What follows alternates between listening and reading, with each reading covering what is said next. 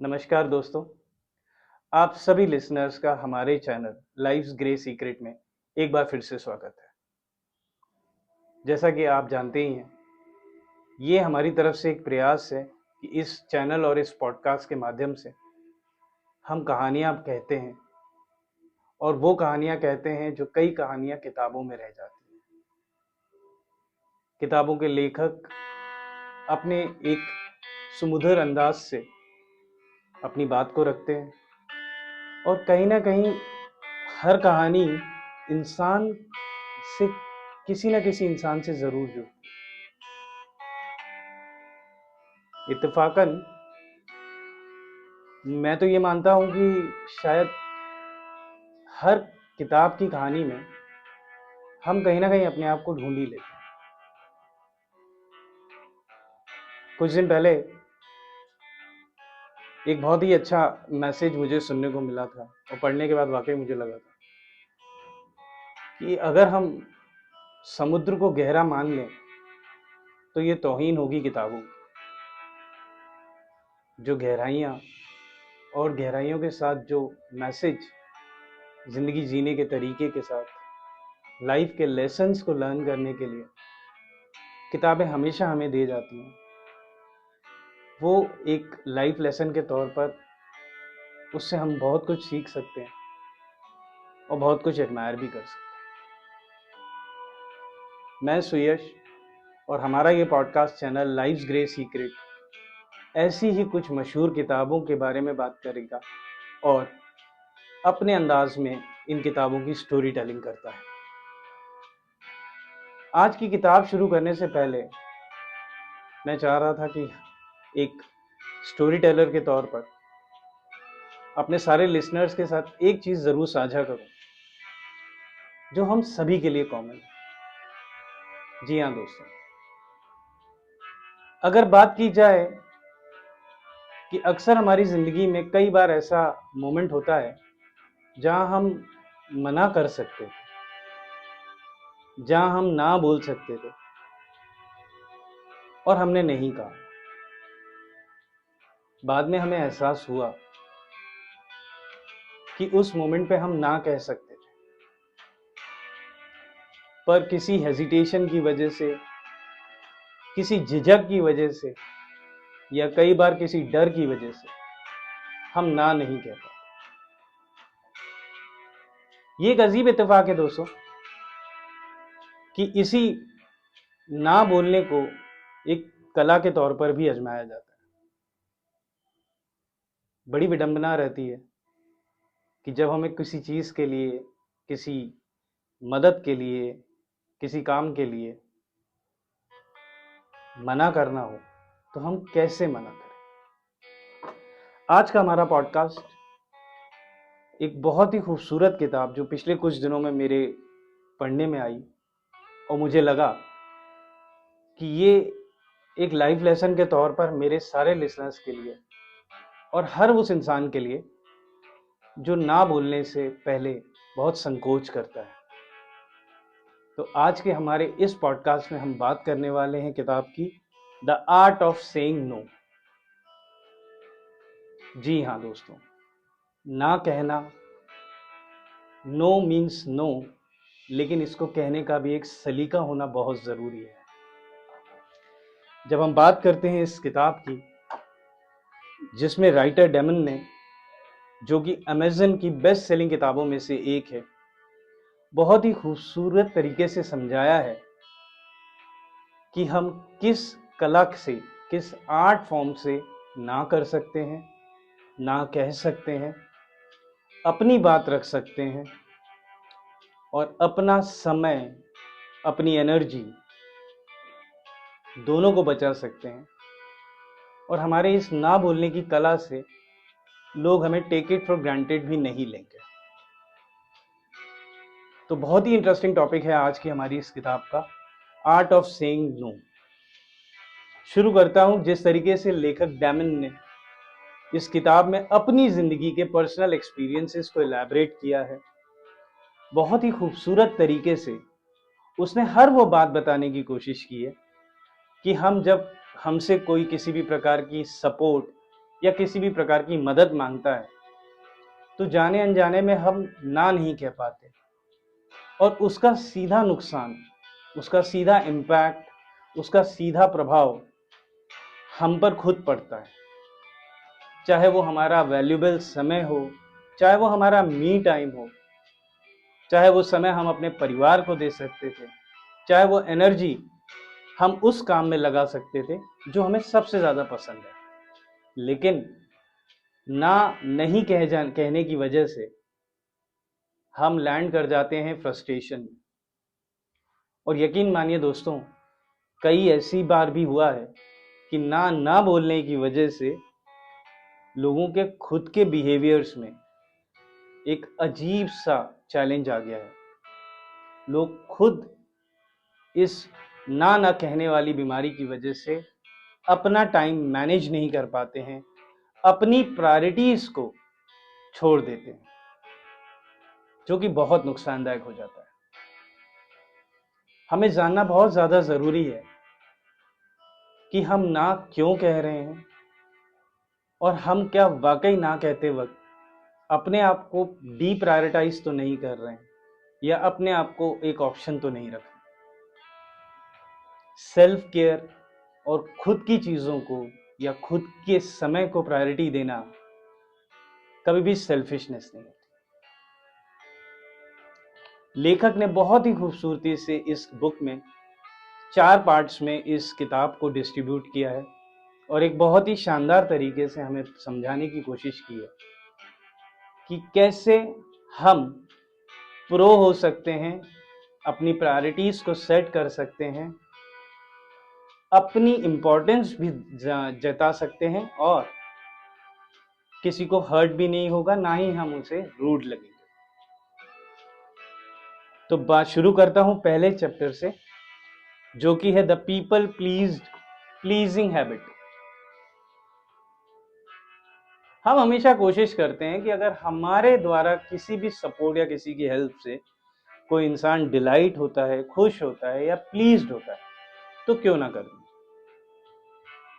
ये हर इंसान को प्लीज करने की जो आदत होती है, ये बहुत ज़्यादा नुकसानदायक हो जाती है हमारे लिए। अक्सर मैं सुनने में आता है, मुझे मेरे मिलने वालों में, कई दोस्तों में, कई जानने वाले ही अक्सर मुझे बताते हैं कि वो ना नहीं बोल पाते, और उस ना बोलने की वजह से वो कई बार अपना पर्सनल टाइम, अपना पर्सनल स्पेस और अपनी प्रोडक्टिव एनर्जी को दूसरों के सपोर्ट में लगा देते हैं।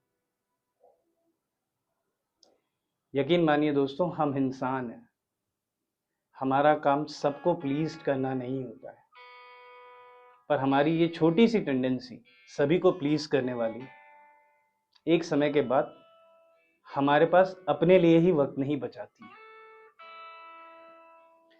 दूसरे चैप्टर में कहा जाता है बहुत सारे कारण, reasons we struggle to say no, ऐसे बहुत सारे कारण जिस वजह से हम ना नहीं बोल पाते। उदाहरण के तौर पर, हम जब काम कर रहे हैं हमारे ऑफिस में, हम किसी क्रूशियल प्रोजेक्ट पे काम कर रहे हैं और हमारे किसी कोवर्कर या हमारे किसी पीयर ने हमसे कोई सपोर्ट मांगा, ये जानते हुए भी कि हमारे प्रोजेक्ट की डेडलाइंस वैसे ही मैसअप हो चुकी है, हम उसे ना नहीं कह पाते और कूद जाते हैं उसकी हेल्प करने के। एंड ऑफ द डे ना हम उसका काम पूरा कर पाते हैं और ना अपनी प्रोजेक्ट्स की डेडलाइन मीट कर पाते। बहुत ही छोटा सा उदाहरण लिया है। हमें यह जानना जरूरी है कि हम वाकई ना बोलने में स्ट्रगल क्यों करते हैं।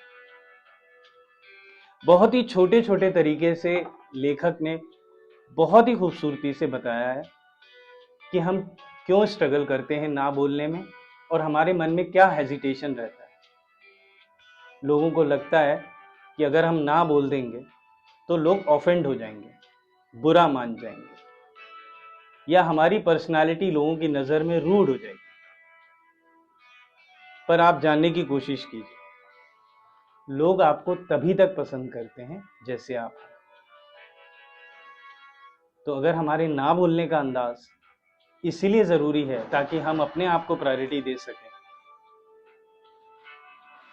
तो हमारा ना बोलना कभी भी गलत नहीं होता है। इसी चैप्टर में उसने बहुत ही खूबसूरती से लेखक डैमन ने कैसे बताया है कि हम बगैर लोगों को ऑफेंड किए हुए, बगैर लोगों को डिसअपॉइंट किए हुए और बगैर अपने सेल्फ स्टीम को आघात किए हुए हम कैसे ना बोलना सीख सकते हैं। तीसरे चैप्टर्स में उसने बहुत ही खूबसूरती से इलाबरेट किया है उन स्ट्रैटेजीज को जिनसे आप बहुत ही अच्छे तरीके से ना बोल सकते हैं, अपने आप को, अपनी जिंदगी को, अपनी पर्सनल लाइफ को सही समय दे सकते हैं और आप ना तो जर्क, ना तो रूड, ना तो अकड़ू, ना तो नॉन सपोर्टिव कहलाएंगे। वजह ये नहीं है दोस्तों कि हम ना नहीं कह पाते, वजह यह है कि हमारी कंडीशनिंग, हमारी परवरिश ही कुछ इस तरीके से की जाती है कि ना का मतलब सिनोनिम करता है, साउंड करता है नेगेटिव, जबकि ऐसा जरूरी नहीं। हाँ, हमारे बोलने के तरीके से, हमारे एक्सप्रेस करने के तरीके से जरूर उसका परिचय होता है कि वो नेगेटिव है या हमारे लिए पॉजिटिव है। लेखक ने बहुत ही खूबसूरती से असर्टिवनेस और एग्रेशन दोनों का डिफरेंस बताया। लोग हमेशा कंफ्यूज होते हैं इन दोनों शब्दों से। असर्टिवनेस यानी अपनी बात को रखना और एग्रेशन यानी उस बात में जोश रखना। दोनों में बहुत ही माहीन फर्क होता है, लेकिन हर इंसान को जरूरी है कि वो अपने बिहेवियर के साथ असर्टिव रहे। लोगों का मानना होता है कि असर्टिव एक बिहेवियर होता है, नहीं, असर्टिव एक स्टाइल होती है जो over a period of time practices के द्वारा बनाई जा सकती है। जो हम स्ट्रगल करते हैं लोगों को ना बोलने के लिए, कई बार उसमें हमारे पर्सनल डर छुपे रहते हैं। मिसाल के तौर पर, अगर आपके बॉस ने कोई काम दिया है जो शायद आपके स्कोप का नहीं है, लेकिन उस डर के मारे कि कहीं ये काम आपके अप्रेजल में या आपके इंक्रीमेंट में नुकसान तो नहीं करेगा, चाहे वो क्लोज रिश्तेदारों के या किसी प्रोग्राम में पहुंचने की बात हो जहां डायरेक्ट आप नहीं पहुंच पा रहे हैं या आपके प्रोजेक्ट्स की वजह से आप नहीं कर सकते, चाहे फ्राइडे की शाम को किसी दोस्त का एक ऑफर हो जो आपके पर्सनल टाइम को क्लैश कर रहा हो। तो ये किताब बहुत मदद करने वाली है हर उस पर्सनालिटी के इंसान को जिसको लगता है कि वो ना नहीं कह पाता। इसमें बहुत ही खूबसूरती से लेखक ने बताया है कि किस तरीके से हम ना कह सकते हैं और इस ना बोलने की इस कला को एडमायर कर सकते हैं और अपनी ज़िंदगी को और अपनी ज़िंदगी के पर्सनल टाइम को प्रायोरिटीज़ दे सकते हैं। सबसे ज़्यादा ज़रूरी बात होती है दोस्तों अपने आप को प्रायोरिटी देना, और अपने आप को प्रायोरिटी देना सेल्फ केयर कहलाता है, ना कि सेल्फिशनेस।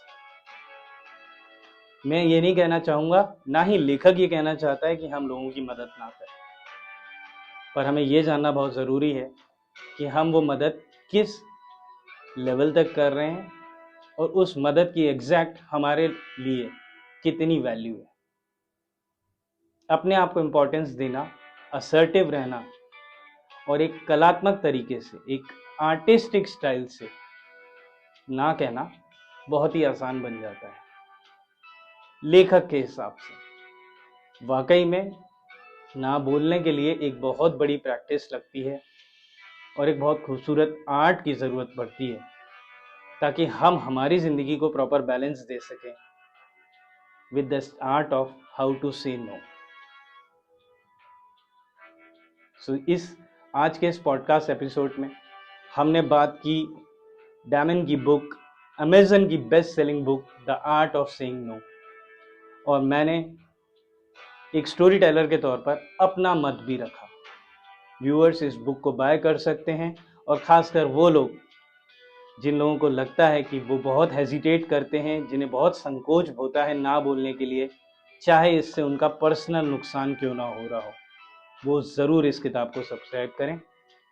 हमारे चैनल के साथ जुड़े रहें और हमारे पॉडकास्ट को फॉलो करते रहें। हम रेगुलर अपडेट करते रहेंगे एक से बढ़कर एक कहानियों के लिए।